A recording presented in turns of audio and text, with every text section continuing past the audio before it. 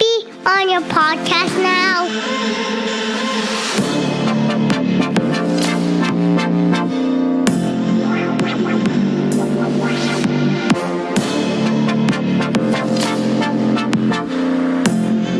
Podcast, let's go. Welcome back, ladies and gentlemen. We haven't spoken to you guys in a long time. It's been a couple weeks, but we are glad to be back. You are listening to Mic Dropping. You got Trev here. You got Mike. You got Joe. And we are back with a brand new setup, as you might have heard in the intro that we haven't recorded yet. But today we have a topic that is near and dear to most people because we all fly on planes. So, Mike, do you want to introduce what we're going to be talking about today? Yeah, so we have once again restructured the podcast, and this is hopefully very permanent. Every month now we will have a broad topic, and this month is why this happens, and this is going to be a new subtopic every month, or every week, sorry. There's going to be 2 subtopics every week under this umbrella of a main topic. And so our first subtopic is why planes overbook and why this happens, because it can be frustrating for people, and it also doesn't seem to really make sense why why airlines would be allowed to sell more tickets than are available on flights. So this was something I sort of thought would be interesting to most people because everyone flies on planes, and I'm sure many of you have experienced overbooking at some point. And so we're just gonna give you a little rundown on that. Hopping in. Joseph, I know you researched a little bit, so tell us why the airlines actually do this, because it makes economic sense to them. First off, one thing you have to understand about airlines is that lots of airlines have about a 1% profit margin. Most of their money goes back because keeping up planes, getting flights, it's expensive, obviously. So most of them don't make a lot of profits compared to the money they spend to fly and maintain their planes and do everything they need to. Because when you think about how much goes into an airport, there's a lot more than just the planes. There's air traffic control, there's controlling all security, there's all this expensive equipment, there's all the plane stuff. Jet fuel, yeah, everything. So in the end, it's about maximizing their little profits that they have. So basically, if you don't understand what we're talking about, I'll lay it out plain and simple. Whoever books the planes intentionally overbook a lot of flights because they have calculated that some of the people will either miss their flight, not show up, something happens, and that seat will be empty if they don't overbook the flight. So they've come up with a formula or an algorithm, whatever they do, to make sure that their planes are as full as possible, maximizing their profits. And sometimes when the algorithm goes wrong and everyone shows up and there's too many people, someone has to get bumped. So that's what we're talking about, and we're going to explain why that happens. Well, I guess we kind of just did. And why, as sort of what I was saying, it doesn't seem like they should be able to do that just because it's like over reserving a restaurant for a night, something like that. Right. It's pretty similar, but you never see that happening because it's completely different, like you were saying.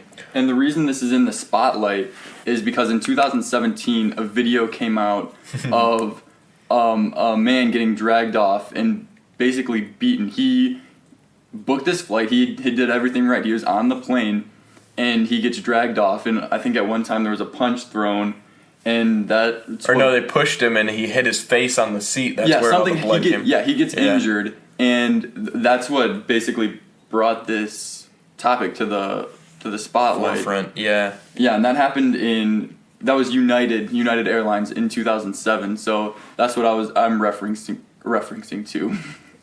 2017 then. 2017. Yeah.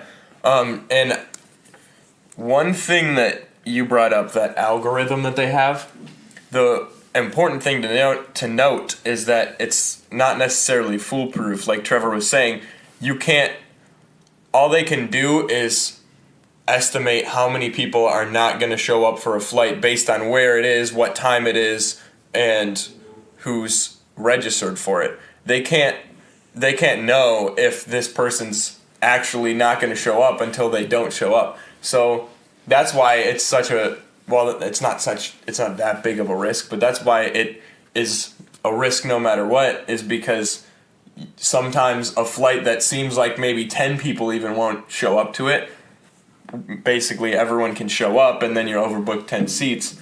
And the reason they still continue to do it is, one, not many people get affected by it to a point where they cut ties with the airlines. Because if it does happen, if overbooking does happen and everyone shows up and then they have 3 or 4 seats that they have booked that they can't actually accommodate, then they will offer, like a free flight the following day and then like a voucher or something like that. And then everyone that is available to take their offer, then their flight's made up and they're basically getting paid for it, which doesn't happen often enough for it not to be worth it, but it still does happen. And I have a couple figures on that too. Oh, you do? So I came across a couple numbers. So 40,000 people a year are bumped off their flight without anyone volunteering. So that's when someone comes on the plane, says the plane's overbooked, and they say they have to get off. They say, will anyone volunteer? They say no one volunteers. Then they kick 40,000 people off.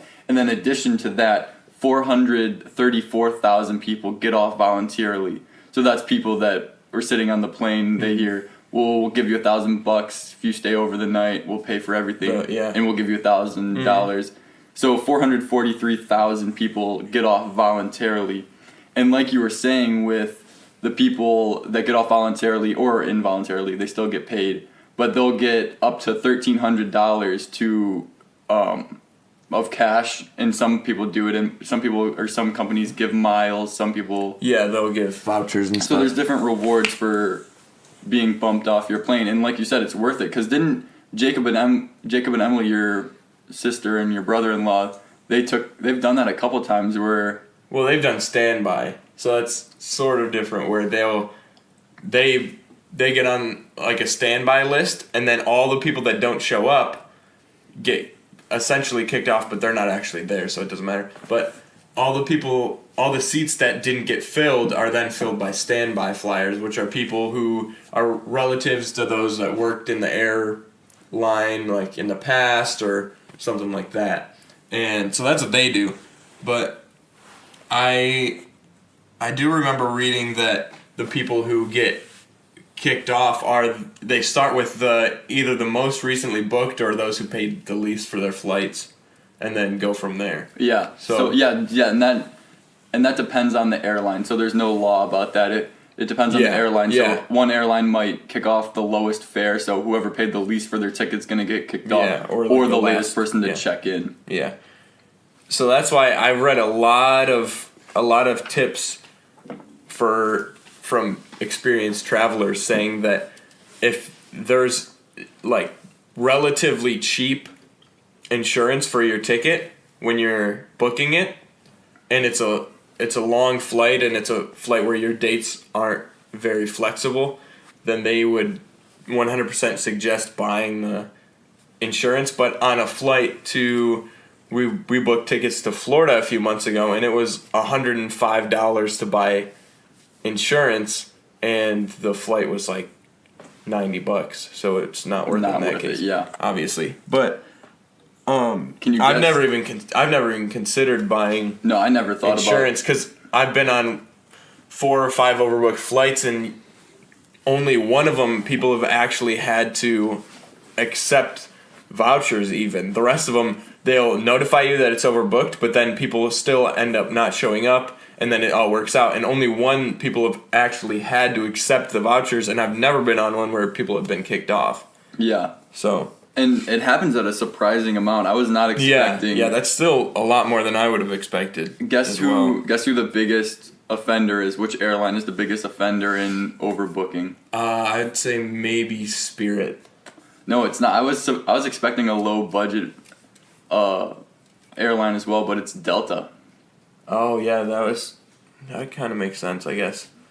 So obviously, it's just their algorithms are worse than others. So, and they do a lot of middle of the road sales. Like, if you go on to check prices, it's like Frontier and Spirit, and then Southwest, Delta, then United. And a lot of people won't buy these flights, but that's where they try to make their money in overbooking, but it doesn't obviously work as well. And yeah, they must have a tough time figuring out which flights are going to be overbooked. In Canada, actually, in 2013, they just upped the amount required to pay. So they're making airlines pay more money than they were before to bumped off customers, which I thought is interesting that they wouldn't attack it at its roots where they're overbooking. Because the overbooking thing is just kind of weird to me.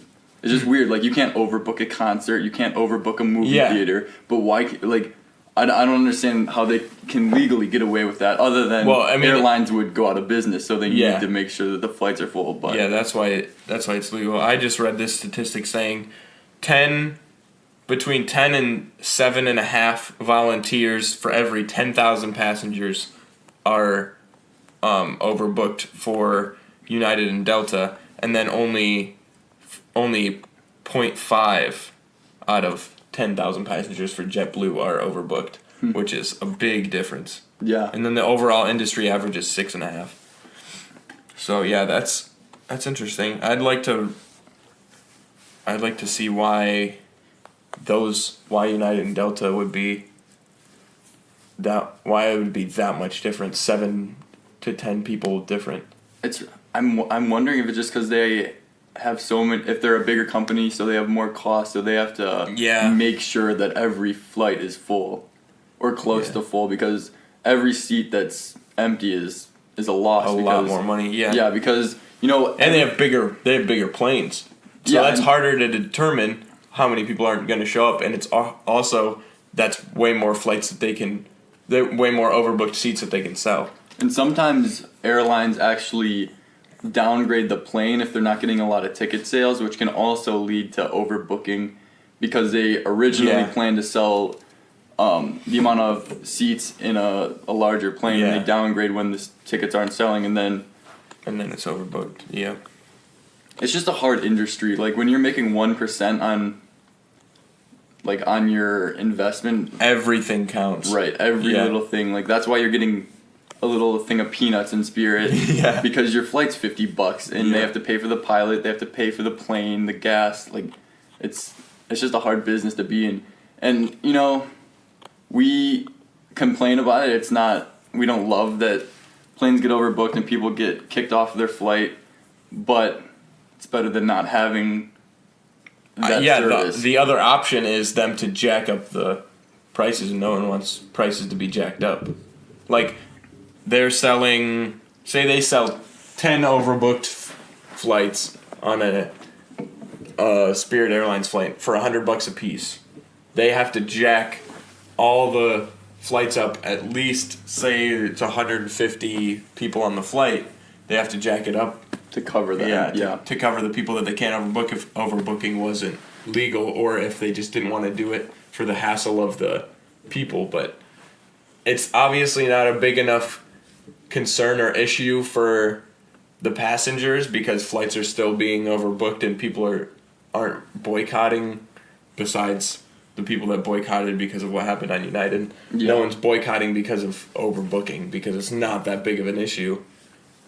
Yeah, it's either you boycott and the company goes out of business if that's your goal, and then you don't have the service anymore, or you accept that you lose a day or so because your flight got overbooked. And honestly, sometimes it works in a lot of people's favor that have flexible you make schedules. $1,000. Yeah, you make plus your food and your hotel and your driving is taken care of while you're there. So if you want a 1 day extra vacation, make sure you overbook a flight. Tell your boss that they kicked you off the plane, and you just made $1,000 for skipping work. Yep. There you go. Tip. All right. Well, thank you for tuning in to Mic Dropping. I believe this concludes our episode of our first installment of Why This Happens. And we will be back on Monday with another intriguing episode, and we will see you then. Tuning out. See you guys then. Peace.